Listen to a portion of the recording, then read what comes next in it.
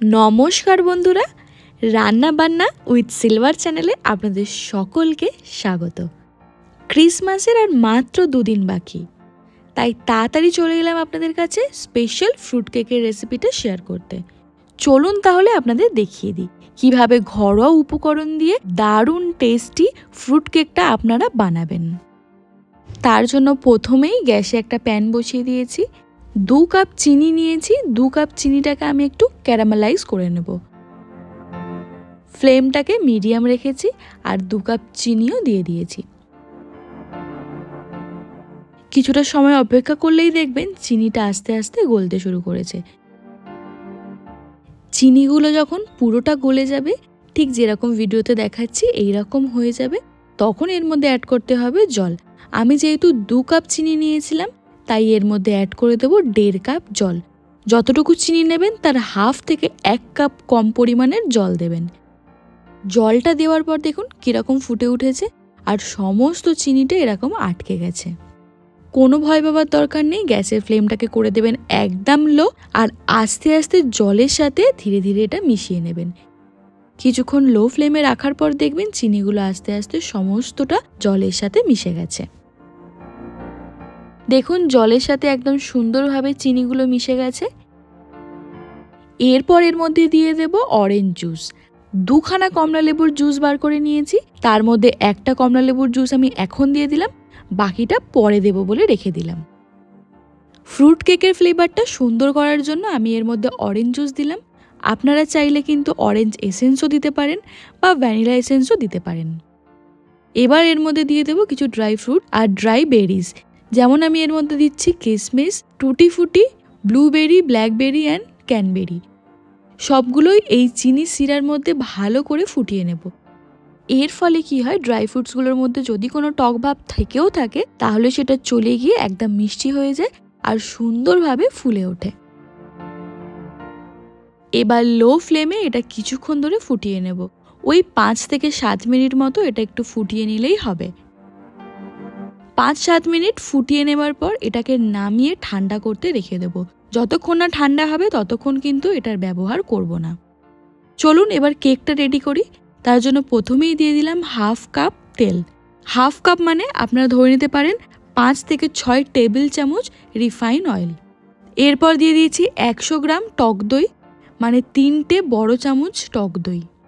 এবার বাকি যে অরেঞ্জ জুসটা রেখেছিলাম, মানে একটা লেবুর যে জুসটা বাকি ছিল, সেটা এর মধ্যে কিন্তু এবার দিয়ে দিলাম।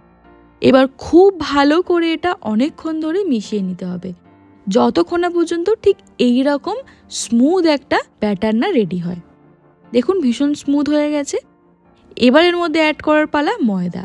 আমি 2 কাপ ময়দা ব্যবহার করছি।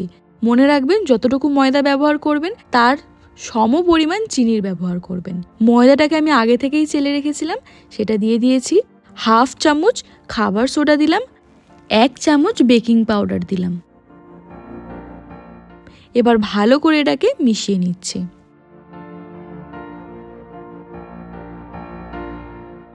ডেলা পেকে সব কিছু এক জায়গায় জড়িয়ে গেছে।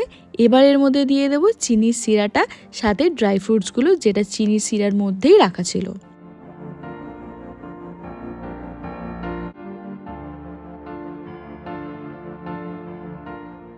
চিনির শিরার মধ্যেই যে ড্রাই ফ্রুটসগুলো রাখা ছিল সব দিয়ে দিলাম। আর এর মধ্যে অ্যাড করে দিলাম ছোটো ছোটো করে কেটে রাখা কাজু আর আমন্ড।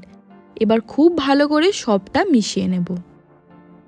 ড্রাই ফ্রুটস কেকে ড্রাই ফ্রুটের সংখ্যাটা বেশি থাকলে কিন্তু প্রতিটা কামড়ে যখন এক্সেসিভ ড্রাই ফ্রুটসগুলো পাওয়া যায়, খেতে খুব ভাল লাগে। অরেঞ্জ ফ্লেভারটাকে আরেকটু স্ট্রং করার জন্য কমলা লেবুর গাটাকে আমি একটু ঘষে নিয়েছিলাম, সেটা 1 চামচ দিয়ে দিলাম। মনে রাখবেন যখন ঘষবেন হালকা করে গাটা ঘষবেন, ভিতরে সাদা অংশটা যেন না চলে আসে। 1 চিমটি মতো নুন দিয়ে দিলাম মিষ্টিটাকে ব্যালেন্স করার জন্য। সব কিছু দেওয়া কমপ্লিট, আর কিছু দেওয়া বাকি নেই। এবার এটাকে ভালো করে মিশিয়ে নিচ্ছি। যেহেতু কেকটাতে আমি আজকে অরেঞ্জ ফ্লেভারটাকে স্ট্রং রাখছি, তাই জন্য কোনো সিনামন পাউডার এর মধ্যে দিলাম না। চাইলে আপনারা কিন্তু সিনামন পাউডারও দিতে পারেন, এটা যে যার আপনাদের নিজেদের চয়েস। খুব সুন্দর করে কেকের ব্যাটারটা রেডি হয়ে গেছে। এবার এই ব্যাটারটা দিয়ে দেবো বেকিং ট্রেতে।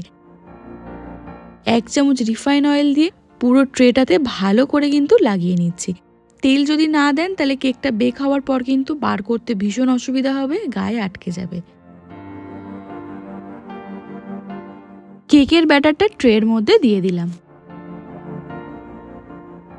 কেকের ব্যাটারটা দেওয়ার পর একটুখানি এটাকে ট্যাপ করে নিচ্ছি, যাতে ভিতরে কোনো হাওয়া থাকলে সেটা বেরিয়ে যায়, ভিতরে যেন কোনো লাম্পস না থাকে, সেই জন্য এটাকে একটু ঝাঁকিয়ে দিলাম। এবার ওপরটা আপনারা নিজেদের ইচ্ছা মতো সাজিয়ে নিন, যেরকম ইচ্ছা ড্রাই ফ্রুটস দিয়ে ওপরটাকে সাজিয়ে নিন।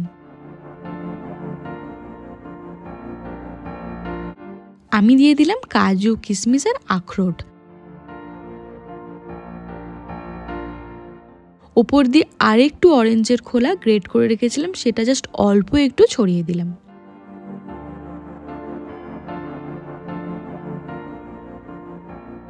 মাইক্রো ওভেনটাকে 150 ডিগ্রি সেলসিয়াসে প্রিহিট করতে দিয়ে দিয়েছিলাম। প্রিহিট হয়ে যাওয়ার পর কেকটাকে 30 মিনিটসের জন্য প্রথম আমি বেক করব। 30 মিনিটসে কিন্তু কেক বেক কখনোই হয় না, মিনিমাম 50 মিনিট লাগেই এটাকে বেক হতে, কিন্তু আমি প্রথম 30 মিনিটস দিচ্ছি। 30 মিনিটস পর এটাকে একটু চেক করে নিয়ে আরও 20 মিনিটসের জন্য আমি এক্সটেন্ড করে এটাকে বেক করে নিয়েছি। এবার একটা কাঠি ঢুকিয়ে দেখছি, কাঠির গায়ে কিছু লেগে নেই মানে আপনার কেকটা খুব ভালোভাবে বেক হয়ে গেছে। আর যদি কাঠির গায়ে কেকের টুকরো লেগে থাকে তাহলে এটাকে আরও কিছুক্ষণ বেক করে নেবেন, বুঝে নেবেন কেকটা এখনও কাঁচা রয়েছে। এটা কিন্তু খুব ইজি উপায় কেকটা আপনার ভালোভাবে বেক হয়েছে কিনা দেখার জন্য।